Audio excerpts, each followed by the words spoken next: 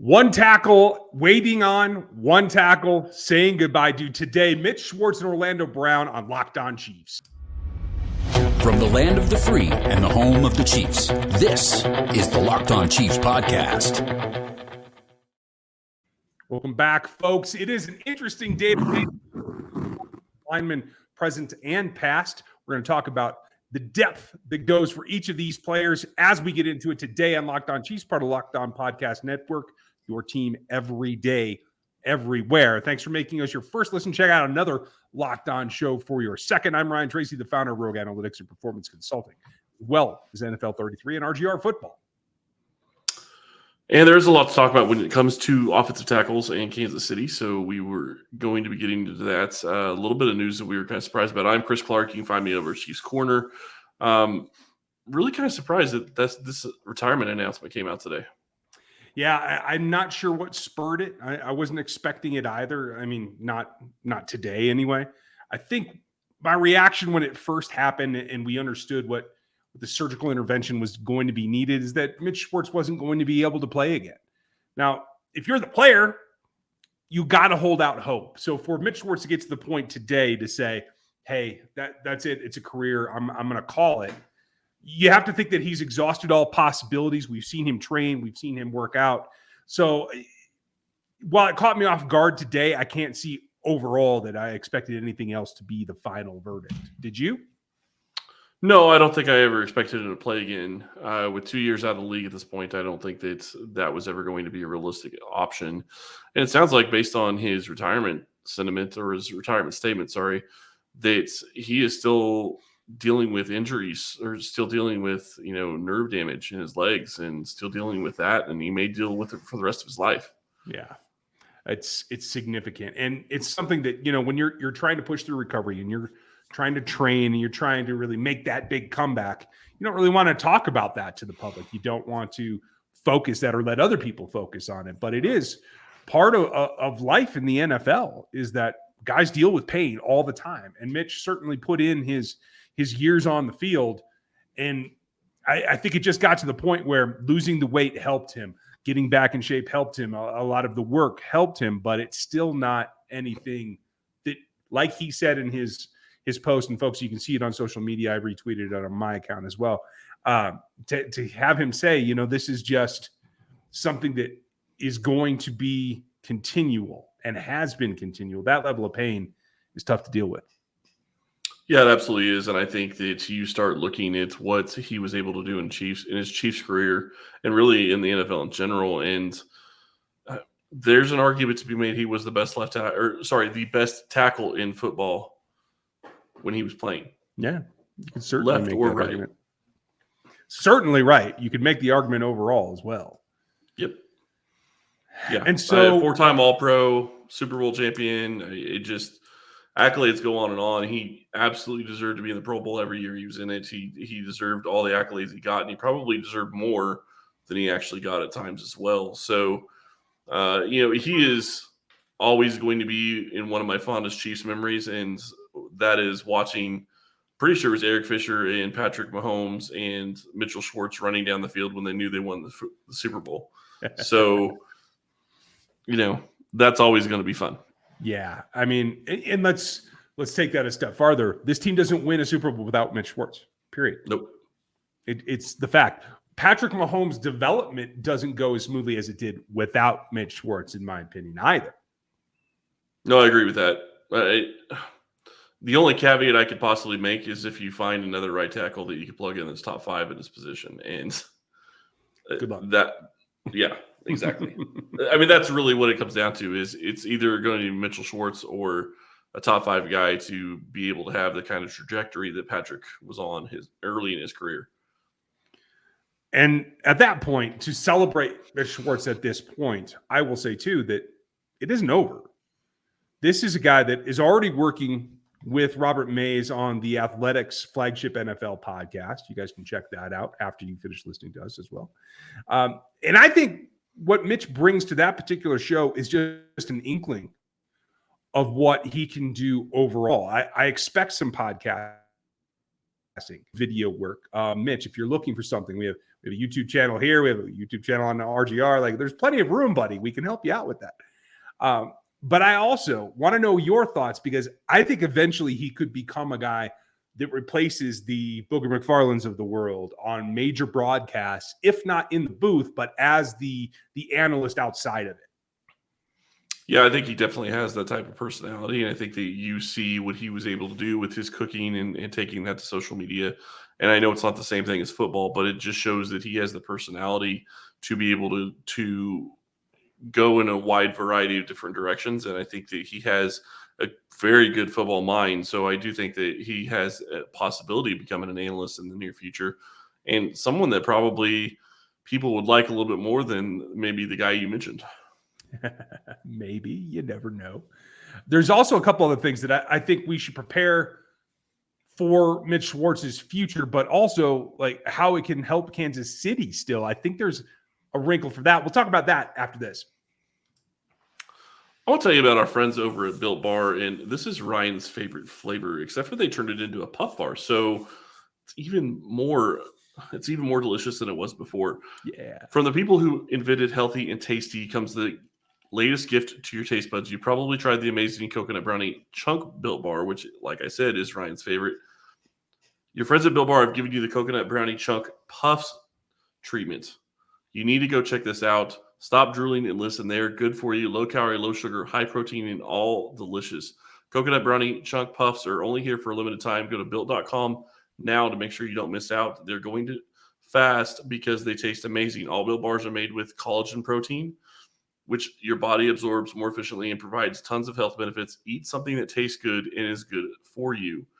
Delicious coconut, rich, sweet brownie, creamy marshmallow. Stop fantasizing and get to built.com to order your box of coconut brownie chunk Built Puffs right now. Go to built.com and use promo code LOCK15 and you get 15% off your order. Use promo code LOCK15 at built.com. That coconut's the real thing, I'm just going to tell you. Yeah, and you're probably missing some since you have been moving and have probably misplaced several things. USPS, I'm waiting for you faithfully to deliver. or your kids misplaced them into their stomachs for you. That could be true too. You never quite know. But I don't want to let go of Mitch Schwartz here yet. And we'll transition and talk about Orlando and these two tackles in retrospect as well. But I do think that in this particular situation, there's something we can look for in the future for Mitch to do as well. Now, he came up and has been integral into O-line masterminds. That is the meeting of the minds, the technique, the collaboration of offensive linemen to come together annually. With Duke Manningweather, Mitch is like partner in crime in terms of this endeavor. I think there's a lot of room for that to grow. And people are going to naturally say, oh, they need to start providing it as a service to the college ranks and maybe even high school and all that. But I'm going to say no. I'm going to cut that off at the pass because I think there is a lot of interesting work that they can do that should be lucrative for them as well, a worthwhile endeavor at the pro level for a player like Orlando Brown, for a guy that is young but good, but isn't elite like Mitch was. It's guys that still have upside that need training, not from a generation apart, but from somebody who's their contemporary that has played. And I really think in terms of the Chiefs' future, if Mitch continues to go down that road with masterminds, that's something that the entire Chiefs offensive line should be going to continue to work with their old teammate. I would love that. I think that it could be very beneficial. And you've seen, some of those guys have already gone. Creed and Trey and Darian Kennard all went recently. I would love to see all of them go and attend and get there and work together as they're working throughout the summer. And you look at, I think what's more important to me, and the reason I don't want to see them go to the college ranks, is because there is such a huge transition from college offensive line play to NFL offensive line play. And if you go and hamper, I guess it's not even hamper, if you go and change the development at college, it would help the pros. But they could be going and learning things that they're going to use at the pro level and go back to their college coaches, and their college coaches are going to try to bang that stuff out of them. I mean, it's all it's a different game at the college level. You don't want to change what you're teaching guys because of the level you're teaching them at. You want to keep it where it is and keep this at the NFL level. And I know you could probably do a college level design, but all the different O-line coaches in college are going to be looking at things a lot differently than NFL O-line coaches are going to be looking at things. So I'd stick at the O-line level in the pro stage. And you're absolutely right. I think this could be something that could be very, very lucrative for all of them involved. Yeah, absolutely. And no one more so that I think could really use, because what's the debate that we've been having about this whole contract situation with Orlando Brown is he really worth the money that he's requesting, that he thinks he's worth? And my question, everyone knows my opinion, is no, he's not there. It's not worth that leap. But Orlando Brown is the exact kind of player that I'm talking about that could use this kind of tutelage, because he is very good. He's, like we were talking about yesterday, top 15, top 20 tackles in the league, left tackles in the league, right? Having that upside still to reach, this is exactly the kind of program that he needs. I'm a little concerned that the interior offensive linemen, the rookies that both had good seasons, chose to go down there, but in what should be an easy connection to make, we didn't hear anything about Orlando attending or anything like that, where he is the guy that really needs that last push over the hill, in my opinion. You kind of stole what I was going to say. Yeah. Yeah. No, I really think that I am a little surprised he didn't go down there for a guy that, and it's, yes, partially it's because he needs it. And don't get me wrong, that's a big part of it.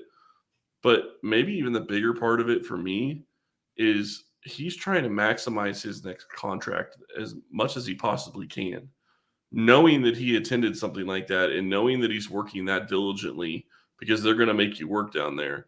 Mm-hmm. I think would have gone a little bit more for him getting the contract that he's hoping to get. And I'm hoping that by the time you guys listen to this, unless you listen to it in the morning, Orlando signed a contract. So this may all be kind of moot, but that's kind of where we are right now. Well, and that's really what it comes into, is additional criteria that make you willing to go over it. And we are recording here. It is Thursday evening in Kansas City. The deadline is less than 24 hours away now. So you're right. Hopefully we'll have news by this time tomorrow. But we have to continue to break down as it comes down to crunch time. This is the magic hour for this contract and its possibility. What exactly can we take from Mitch Schwartz and what he was able to do, and really kind of graft onto where Orlando Brown has to go in order to earn whatever this contract's going to be, whether it is the franchise tag or whether it is the money that he's looking for. To do that, we have to do kind of a comparison, and we'll do that after we do this, because we might want to make some bets on this. How good can Orlando Brown be? Can he be an all-pro? That prop is over at betonline.net, your number one source for all your betting and info needs, whether it's podcasts, updates, betting lines, all the info on all the major sports, including baseball, Major League Soccer, hockey. Hockey's draft was like the fastest turnaround from their championship in any sport that I've witnessed in quite a long time. I don't know if that was just the calendar this year, or I just don't pay enough attention other years, but there's all kinds of lines there as well, and you can find it all at betonline.net. It's the best spot for all those scores and the info that you need to get your money out there on the line in a way that gives you a chance to bring more of it home, whether it's MMA, boxing, or even golf, which I've never thought of betting on golf other than, a man-to-man kind of wager. Right. You can do it over there at BetOnline, where the game starts. So you take a look. The interesting parallels between Mitch Schwartz, who just retired, and Orlando Brown, who's looking to get a second contract, both with this team, is that neither of them were considered a quote-unquote athletic tackle when they were drafted. I think Mitch proved that out, that he was functioning at a deficit, and his intellect and his technique is what allowed him to be so good. It was not his athleticism, right? Yeah, no, that's exactly where I was going with it. His technique was what got him where he was. I mean, his mind helped, but his technique and his willingness to go above and beyond when it came to figuring out his opponents and always putting himself in the right position for any kind of moves that they had was by far the reason he was able to excel as highly as he was. Yeah. I think that's what we have to try to graft onto Orlando Brown's game. And really, what this contract comes down to now, right now, as they're discussing, as they're making phone calls back and forth, I don't think it's late enough now that they put it to bed for the night. I'm sure that they're still in communication, and they will be probably until it's done tomorrow, is my guess. I'm still hopeful that that will be the case. But what it comes down to is that what have you done to show us that you can follow that same pattern? Because you were no extreme athlete. In fact, you tested Orlando Brown much lower than Mitch Schwartz did in terms of athleticism. So what are you bringing now that you didn't show us last season? Because I think, quite frankly, if he had come in and been an all-pro, if he had come in and been elite, top 5, I think this contract would be done already. It is the deficits that he showed on film as a first-year Chief that I think are causing this discrepancy in valuation. Yes and no. I think that he wants to be the highest paid player, and even in top 5, I don't know that he'd be worth paying him top money. Mm-hmm. But he is a very good offensive tackle, and you and I have talked about this at length. He was playing not out of position last year, but out of scheme from what he was used to. Mm-hmm. And there is a big difference in what Baltimore runs versus what Kansas City runs. And so taking that into account, I think he had a pretty good season, especially considering most of where he struggled was early on in the year. I think he got better as time went by. And some of his sacks that he did give up, I'm not saying all of them, but some of them were on Patrick, not on him. Patrick continues to take deep drops at times, and they're playing together for the first time. They've got to learn how each other plays. They got to learn what each other is capable of. And some of that's on the QB, not just the left tackle. So when you take all that into consideration, I think he is looking at himself as probably one of the better tackles in football. He wants to be paid like the best tackle in football. I get why he's saying that.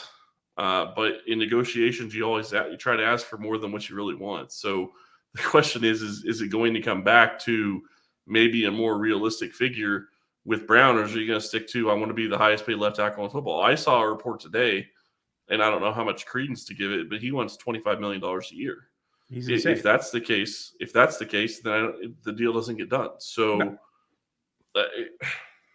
But again, I go back to with my caveat yesterday. You can get that deal done even $25 million a year if you want to throw in a junk year at the end. I mean, it sucks. You don't want to do that, but you can. Yeah. In the end, it's not guaranteed. He'll never get there. Right. I don't think that's even what happens, though. Well, and maybe not. But what never makes sense to me is some of these players are so stuck on what their APY is and being called the highest paid player at their position that they're signing contracts that they'll never see. Mm-hmm. The Tyreek Hill contract is numbers he'll never see. Mm-hmm. Devontae Adams has the same thing. So if they really want to be paid like the best player in football at their position, you can do it. And you're not really sacrificing anything, because if you put $50 million a year in year 5 or 6, he'll never see it. It's not going to be guaranteed, but it jumps his APY way up. And it gives him the ability to say, I'm the highest paid left tackle in football. And you could still keep his salary cap number more reasonable at close to 19 to 20 million a year for the first 3 or 4 years. There are ways to do it. I don't think that the precedent of even doing that extra year to get it to 23 or 25, I don't think the Chiefs are interested in doing that at all. So I cannot expect that. Right now, tonight, as we are, like I said, less than 24 hours away, how do you feel about it? What happens? I still think it gets done. And to me, I don't think it's a horrible precedent to set if you're the organization, because why does it matter? You're paying somebody you're supposedly paying somebody that's the best at their position. As long as the real money's not there, it doesn't really matter. It's all fake. It's all back end stuff that you're never going to see and that the player's never going to see. As long as the guarantee is reasonable, if the guarantee comes in at around 19 to 21 million a year, that's all that really matters. And that's all that we should really care about. The APY is something that the player wants. And I really don't care if they get it for him. If he's willing to go extra years, more than 4, to get there. Okay. I just, that turns into rigmarole. The organization has to carry the burden up. They have to execute the contract, do the cut, do all that publicity things that they don't want to do, rather than just keeping the contract short. But hey, you never know. Being able to brag and be the number one, I guess, is more important to some than others. I think that what you look at is that the organization wants to have him under contract for as long as possible, as cheap as possible.